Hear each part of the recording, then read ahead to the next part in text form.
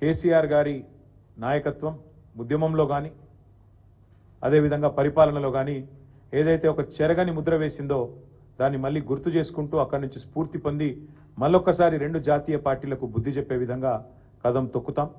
29 November నాడు దీక్షా దివస్తో తెలంగాణ వ్యాప్తంగా మా పార్టీ శ్రేణులు ఎక్కడికక్కడ కదం తొక్కాలని చెప్పి కూడా విజ్ఞప్తి చేస్తూ ఈ కార్యక్రమానికి అన్ని జిల్లాలకు కూడా సీనియర్ నాయకులను ఇన్ఛార్జీలుగా నియమిస్తూ ఉన్నాం. ఎమ్మెల్సీలు ఉన్నారు, మాజీ ఎంపీలు ఉన్నారు, కొంతమంది ప్రస్తుత ఎంపీలు, సీనియర్ నాయకులు ఎవరెవరైతే ఉన్నారో వారందరి లిస్టు కూడా మీకు అందజేస్తాం. వారందరినీ ఇన్ఛార్జీలుగా నియమిస్తూ ఉన్నాం. వారు 26 తారీఖు నాడు ప్రతి జిల్లాలో కూడా జిల్లా ముఖ్య నాయకులు కార్యకర్తలతో అన్ని జిల్లాల్లో కూడా సమావేశాలు నిర్వహించడం జరుగుతుంది. 29 కార్యక్రమానికి దీక్షా దివస్కి సన్నాహక సమావేశం 26 నాడు ప్రతి జిల్లాలో కూడా జరుగుతుంది.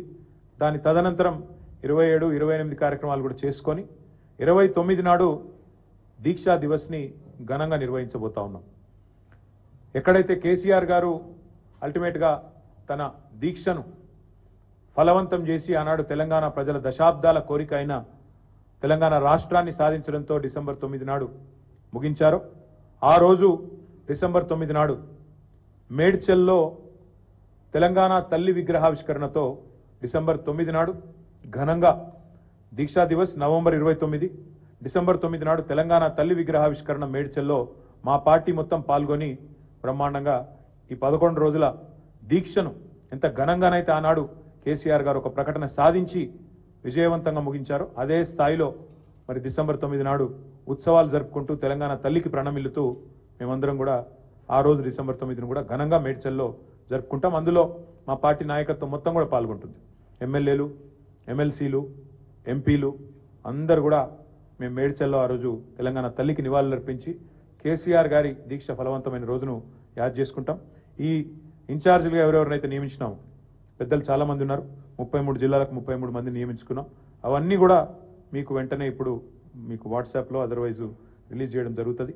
అదే మాదిరిగా కేసీఆర్ గారి దీక్షలో నిమ్స్ హాస్పిటల్ పాత్ర కూడా శ్లాఘనీయమైనది, ఘనమైనది. నిమ్స్లో ఆ రోజు నిమ్స్ ఒక కథన రంగంగా మారిపోయిన పరిస్థితి, మొత్తం ఉద్యమానికే కేంద్ర బిందువుగా మారిన పరిస్థితి నిజాం హాస్పిటల్. కాబట్టి నిమ్స్ ఏదైతే ఉన్నదో అక్కడ పెద్ద ఎత్తున నవంబర్ 29 నాడు కార్యక్రమాలు కూడా చేస్తాం. అన్నదానం, అదేవిధంగా అక్కడ ఉండే రోగులు వారికి వచ్చే అటెండెంట్స్ కోసం కూడా ఏర్పాట్లు కూడా పార్టీ నుంచే చేస్తూ ఉన్నాం.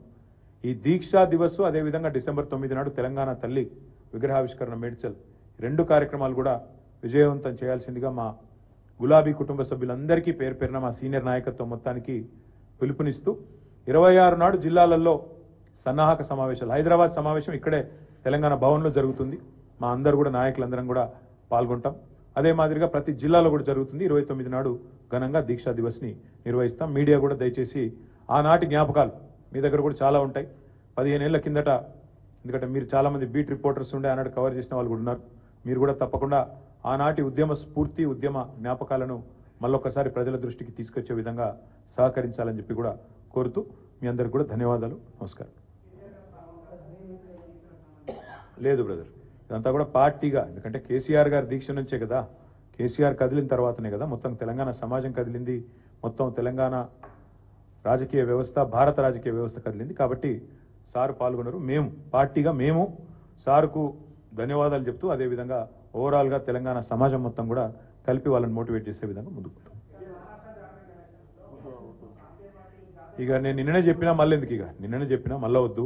మేము ఈరోజు ప్యూర్లీ మా నాయకుడు కేసీఆర్ గారు తెలంగాణ సమాజాన్ని ఐక్యం చేసిన ఒక సందర్భాన్ని గుర్తు చేసుకుంటూ ఉద్యమ స్ఫూర్తిని మళ్ళొక్కసారి తిరిగి ప్రజల్లో రగిలించే విధంగా ఈ దుర్మార్గ కాంగ్రెస్ ప్రభుత్వానికి, కేంద్రంలో ఉండే బీజేపీ ప్రభుత్వానికి వ్యతిరేకంగా తప్పకుండా తెలంగాణ సమాజం మళ్ళీ రెండు జాతీయ పార్టీలకు బుద్ధి చెప్పే విధంగా ఒక సంకల్పాన్ని తీసుకోవాలన్న ఉద్దేశంతో ఈ కార్యక్రమాన్ని చేపడుతున్నాం. ఈ రోజు ఇంతవరకే పరిమితం అవుదాం, ఎందుకంటే ఇక మళ్ళీ మీరు ఏం మాట్లాడినా మళ్ళీ మీరు వేరే తీసుకోబోతారు, మీకు తెలుసు, నాకు తెలుసు.